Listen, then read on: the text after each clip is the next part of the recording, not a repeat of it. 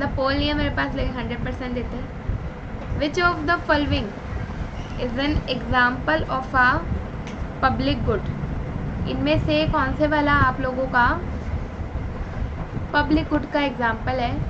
हिंदी में आप लोग बोलेंगे कौन सा सार्वजनिक वस्तु का उदाहरण है। ठीक है, अच्छा मैं आपको कुछ दिखा भी देती हूँ पब्लिक गुड्स के बारे में।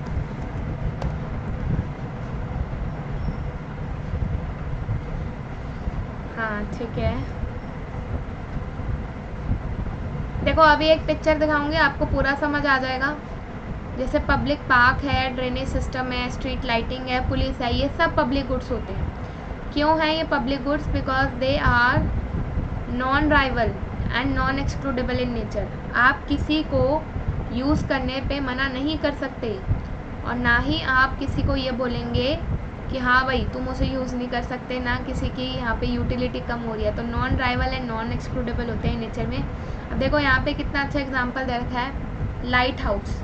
लाइट हाउस रोशनी देता रहता है, जिसने रोशनी लेनी है लो, नॉन राइवल है और किसी को मना नहीं कर सकते आप रोशनी लेने से। तो non rival and non excludable, किसी को मना नहीं कर सकते। और तो यहाँ पे अब आप देख लो कौन सी चीज़ ऐसी है जिसमें आप non rival, non residential building, आप पैसा खर्च करोगे आप रहोगे। नेशनल डिफेंस, यार कभी भी देश का सैनिक ये बोलते हुए देखा है? नहीं, मैं तो एससी की रक्षा नहीं करूँगा, ओबीसी की रक्षा नहीं करूँगा, मैं तो जनरल की करूँगा। रेस्टोरेंट मील आपकी प्राइवेट होती है, आप पैसा दोगे आप खाओगे। स्विमिंग पूल भी आपका, आप पैसे लगाओगे तो ये आप स्विमिंग पूल में नहा सकते हो, नहीं तो कैसे? तो ये होता है आप लोगों का। Okay, a tax is said to be direct when,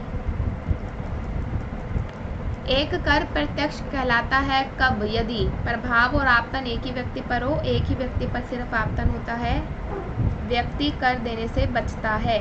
impact and incidence fall upon the same person, only incidence fall upon the same person, impact is shifted to another person. देखो डायरेक्ट टैक्स का मतलब है जिस पे लगाया गया first impact और incidence, final burden भी उसी इंसान के ऊपर आए। जैसे ए पे लगा और ए ही उसे पे करे। Income tax is one of your example. प्रत्यक्ष कर भी आप इसे कहते हो, जिस पे लगाया उसी पे बर्डन आना चाहिए। प्रभाव और आकलन एक ही व्यक्ति पर। ठीक है, अगला भी toll taxes are based on which of the following benefit horizontal vertically tax प्रोग्रेसिविटी।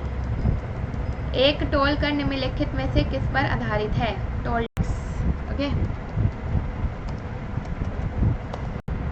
दिखा देते हैं आपको टोल टैक्स भी। देखिए जब आपको कहीं हाईवे वगैरह यूज़ करना होता है, राइट, तो उन्हें आपको वहाँ से निकलने के लिए पे करना पड़ता है, तभी आप हाईवे यूज़ कर सकते हो, अदरवाइज़ नहीं कर सकते। Copyright credit goes to time of India, previous pic का economicstab.org, तो जो भी है respective website, copyright goes to.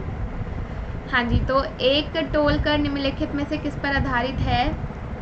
Public economics की अगर मैं बात करूँ तो टोल टैक्स आप लोगों का बेनिफिट प्रिंसिपल के ऊपर आधारित होता है, क्योंकि एक्चुअल में जब आप उस हाईवे का यूज़ कर रहे हो तो आपको बेनिफिट मिल रहा है, तभी तो आप टैक्स दोगे, नहीं तो फिर आप लोग टैक्स देना क्यों प्रेफर करोगे? Okay, so correct answer to be benefit. Vertical equity in taxation का क्या मतलब होता है? हिंदी वाले हिंदी देख लो जी। करारोपण में ऊर्ध्व समता का क्या अर्थ है? ओके, देखिए इसके बारे में मैं आपको बता देती हूँ। जब people in different income group, सभी को शुड बी टैक्स्ड डिफरेंटली।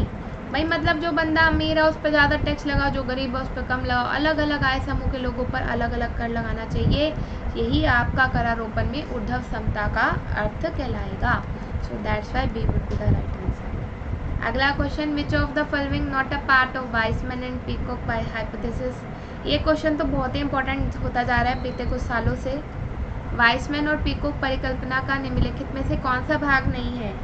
कौन सा नहीं है? अगर आप लोगों ने पढ़ा है तो यू शुड रिमेंबर, पता होना चाहिए आप लोगों को कौन सा वाला भाग नहीं है इसमें। देखिए इसके अंदर हमारा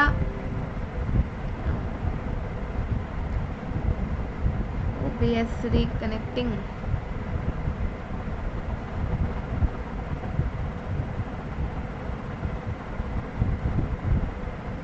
ऐसे यहाँ से तो सही दिखा रही है।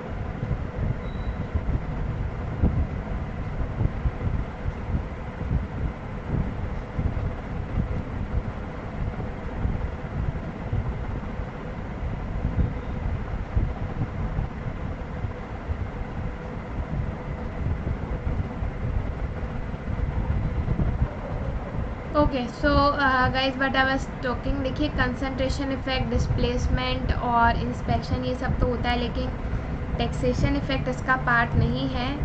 So that's why your correct option here to be कराधान प्रभाव। आप लोगों का रिकनेक्शन हमारा सक्सेसफुल हो गया, पहले कुछ गड़बड़ हुई थी बीच में, फिर मैं चेक करती हूँ। लाइव चल रहा है, हाँ भाई live session is going on.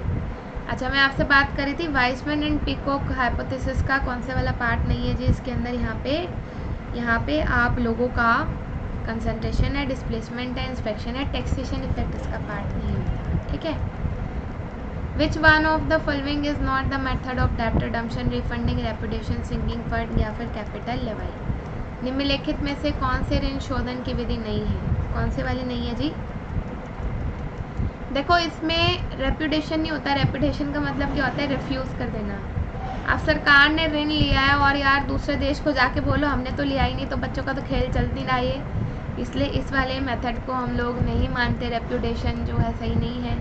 Refunding basically refund करना, सिंकिंग फंड में पहले ही जोड़ के चलना, कैपिटल लेवाई अलग तरीके से टैक्स वैक्स लगाना लोगों पे ताकि ज़्यादा पैसा इकट्ठा हो सके। Okay, concept of fiscal deficit implies which of the following, इनमें से कौन से वाला आप लोगों का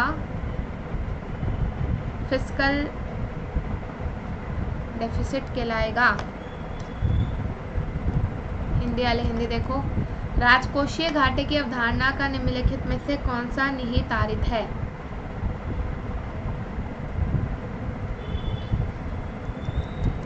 देखिए इसमें आप लिखते हैं revenue receipt, recovery of loan, other receipts and minus total expenditure, this is your formula of fiscal deficit का फॉर्मूला आप लोगों को नज़र आएगा।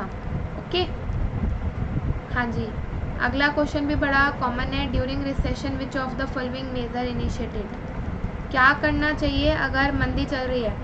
अभी देखो कोरोना के टाइम पे भी आपको पता है क्या चल रहा है, कोरोना के टाइम पे भी अभी मंदी ही चल रहा है। तो मंदी में क्या होना चाहिए, मंदी में सरकार को कोशिश ये करनी चाहिए करों में कटौती हो और सरकारी व्यय में ज़्यादा से ज़्यादा वृद्धि हो, क्योंकि लोग कहाँ से पैसा लाएंगे। टैक्सेस को हम कम करें और गवर्नमेंट स्पेंडिंग आप लोगों की ज़्यादा से ज़्यादा बढ़ जाए, तो ये वाली हम लोग चाहते हैं, ठीक है। अच्छा गाइस, इससे जुड़े दो क्वेश्चन हैं जिसमें लोग अक्सर कंफ्यूज हो जाते हैं। ड्यूरिंग अ डिप्रेशन वाले हालत में सरकार को क्या करना चाहिए, तो मैं आपको यहाँ पे बता देती हूँ। मंदी के दौरान निम्नलिखित में से कौन सा नीतिगत उपाय किया जाना चाहिए। तो देखो यहाँ पे ऑलरेडी हम डिप्रेशन में गिरे हुए हैं, तो टैक्सेस को हम और ज़्यादा तो नहीं गिरा सकते, रिसेशन में तो गिरा सकते हैं, डिप्रेशन में हम ऑलरेडी बिल्कुल नीचे आ चुके हैं, डाउन पॉइंट पे। तो taxes are capped unchange and public expenditure को तो बढ़ाना ही है हर हालत में, करों में कोई बदलाव नहीं किया जाता और सार्वजनिक व्यय यहाँ पे बढ़ाया जाता है।